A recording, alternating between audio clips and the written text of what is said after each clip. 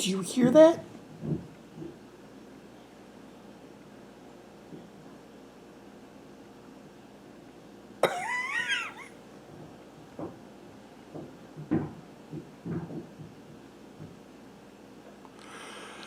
Welcome to chapter 3, 4 of Frankenfeet. If you're wearing headphones and watching this, you can no doubt hear them. But if you're watching regular computer speakers, you probably can't.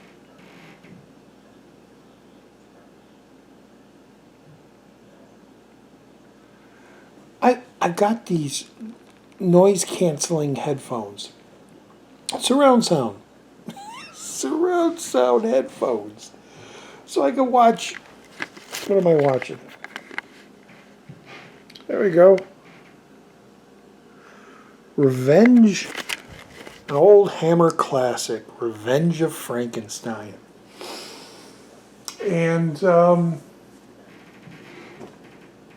I started hearing some knocking, some pounding, some clunkety clunkety clunk, and things falling, and things like that. And it's like, old Roger grabbed the camera. It's time for some more stuff for his channel.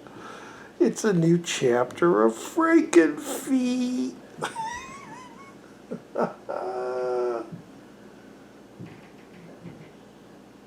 He was going back and forth, back and forth.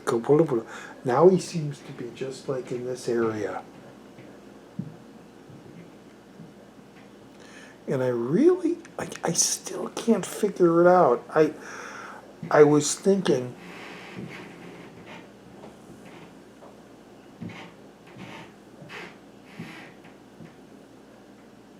you know, the way my apartment is set up, I'm guessing is the exact same way as him.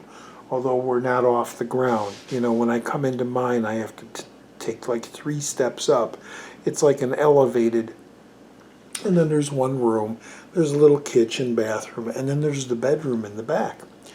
And I really started thinking his bedroom is here, and he watches TV in like what I use as my bedroom. Because there are times when I go to sleep at night and I hear TV.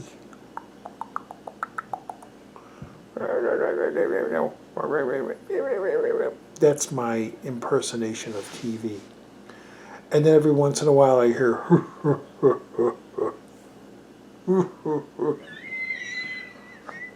Frankenfeet laughing.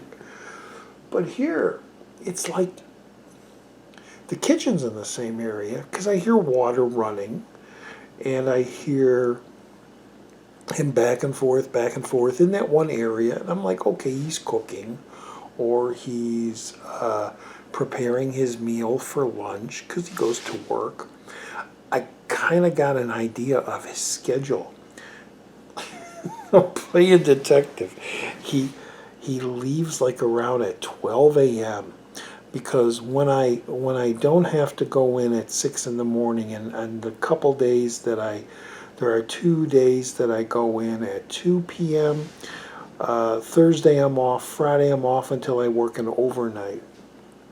I usually go and play GTA 5, try to raise some money, you know, in the solo missions and things like that, just to get myself up there and make some money. And I hear him boom, boom, boom, back and forth, back and forth, back and forth. And around 11 o'clock, I hear him. It sounds like he might have like 3 steps, like I do, that leads to the door out, because I do hear ka-donk, ka-donk, ka-donk. And then I hear the door. I don't hear the door, but I hear it kaboom, like slam. And then outside, I kind of hear, because he's above, and there's a stairway, and I kind of hear tunk, tunk, tunk, tunk, tunk. So I'm guessing he's going to work. Usually around 11 p.m. he comes home, so I'm guessing he's working a 12-hour shift, which is fine, because on those days that I work the 2 to 10 shift, I get home around 10:10, 10:15, and I'm on the computer just catching up. And around 11, I hear him. Well, today is, what is today? Today's Monday. Last night was Oscars. Oscars, fun time last night. Let me just move my hand around, switch my hand around. Excuse my shirt. This is my lounging around, laying around, all ripped up shirt because nobody sees me. Nobody's gonna see me. It's 10:25 p.m. right now on a Monday night. Trying to watch Revenge of Frankenstein, and I got Frankenfeet walking around. So yeah, I kind of got his schedule set, and I know when he gets up, and I know when he gets home, and I hear TV in the back there. So it's weird. It's like this big, gigantic area where you walk in to the apartment. The first initial walk into the apartment sounds like it's his bedroom, which is very weird. Because why would you have your bedroom right when you walk in your apartment? And I hear chairs being moved, like he's got a wooden floor, and there's a table, and that's like in this area over here. Over there, I hear a lot of clink, boom, boom, boom, boom, boom. So there's a lot of area there that he can walk around in. Over here, over this way, I hear like, what did I say? The hell did I say? Oh, the chairs and the tables. So it's like, does he have chairs and tables, like his kitchen table in his bedroom? And then he has like a back room, which is a TV room, like a den. I don't know. And I'm being quiet so he doesn't hear me. Although I'm sure if he's listening, he can hear me because these walls are so thin and ceilings are so thin. He's right above me now.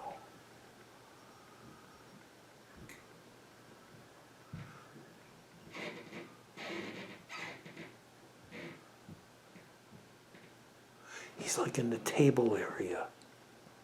Maybe he's making dinner since he got home from work.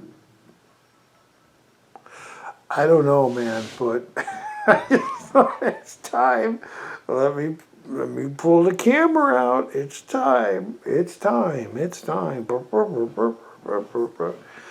more days till Frankenfeet. 3 more days till Frankenfeet. And he sounds like he's in the back room, but I still hear him here.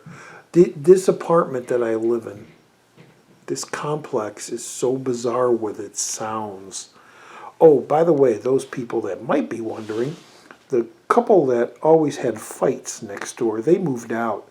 So the last couple of days, they've had people in there painting and repairing and stuff. Whatever was damaged, because I heard knocking, like they were putting up new drywall. So maybe somebody's fist or head got shoved into a wall at one time. I have no idea.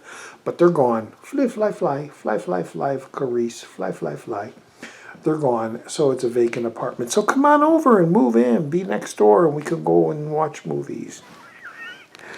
So anyway, yeah, last night was Oscars and I had a great time because there was a whole big screw up and I loved it. Because I'm not a big Oscar fan. I never really watched the Oscars.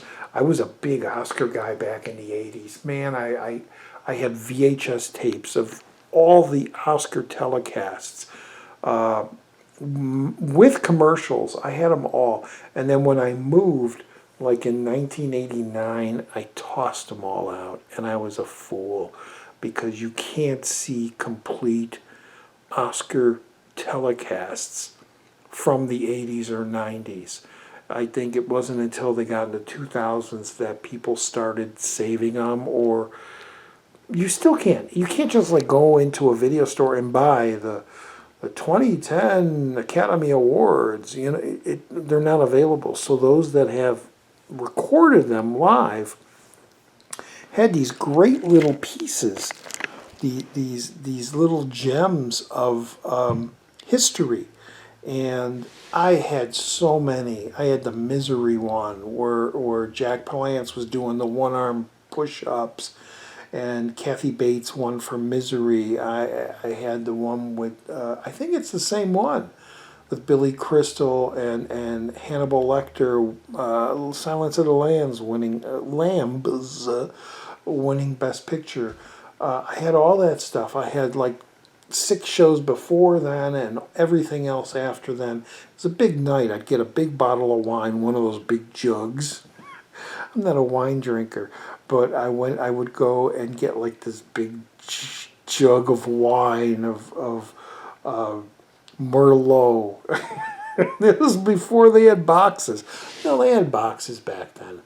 But the drinking out of a glass jug seemed kind of more, it was like the old Triple X moonshine. You put it on your shoulder, you pour it in your glass. And I'd have cheese and crackers, and I'd watch and record all the Oscars. Now, I mean, I couldn't care less. I could care less. I couldn't care less. No. Well, I could care less. Well, what's the term? Is it I couldn't care less or I could? Because if I could care less, that means I don't care for it. If I couldn't care less, that also means that I don't care for it. Wait, couldn't. I couldn't care less. No, couldn't means I like it, and I can't care less. What the hell? What am I doing? What the hell? So yeah, I was a big Oscar fan. Now, the last 10, 15 years, I couldn't give a damn. I would watch it sometimes. Sometimes I just go to sleep and then watch the highlights the next day. Last night was the first time I actually stayed up all the way through it and watched it. And it was mainly because there was someone on Facebook that I was talking with. And we were both like doing a play-by-play. Whenever someone won an award, we would make a little comment like, "Oh, that was worthy," or "That I wish this one won," or something. And then it got to the end, and it was like, "What? This has never happened. This is history." And if I'm sure you already saw my goofy laughing video, my reaction to the Oscars. It was just like a great time, and of all times for me to stay up and watch the entire Oscar telecast, it was the perfect time. It was perfect. And La La Land's a great movie, but I do not think it was meant to be a Best Picture. There were much better movies that would be Best Pictures, achievement in motion pictures, writing, directing, acting. There were much, much more better movies than La La Land. And when they announced it, it was like kind of, but then they, no, it's moonlighting, or moonlighting, moonlighting. That's Bruce Willis. Oh yeah, Moonlighting wins Best Picture. Moonlight, which is a good movie. It's a good little drama. It really is, and has some really good performances. And I'm very happy it won, because La La Land was just like, typical musical. Yeah, whatever. Nothing special, nothing different, not much of an achievement in my eyes, in my opinion. IMO.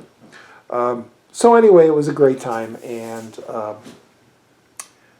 he seemed to have subsided. He's in the above my bedroom, which I think is the TV room. So I think he kicked off his boots, his big, heavy Frankenfeet boots, and he's in there watching something and laying on his recliner or whatever. So anyway, I'm done for now. I just wanted to pop in here because things were getting very, very loud. And I'm going to go back to my classic Hammer film, Revenge of Frankenstein, with the all great, fantastic, freaking fantastic Peter Cushing. Oh no. He's here. He's right there.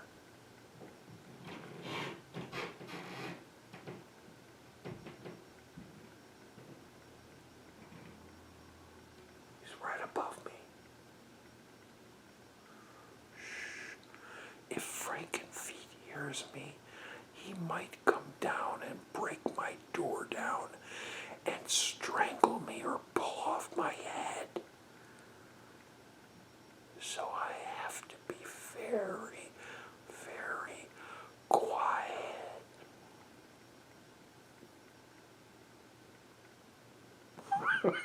All right, folks.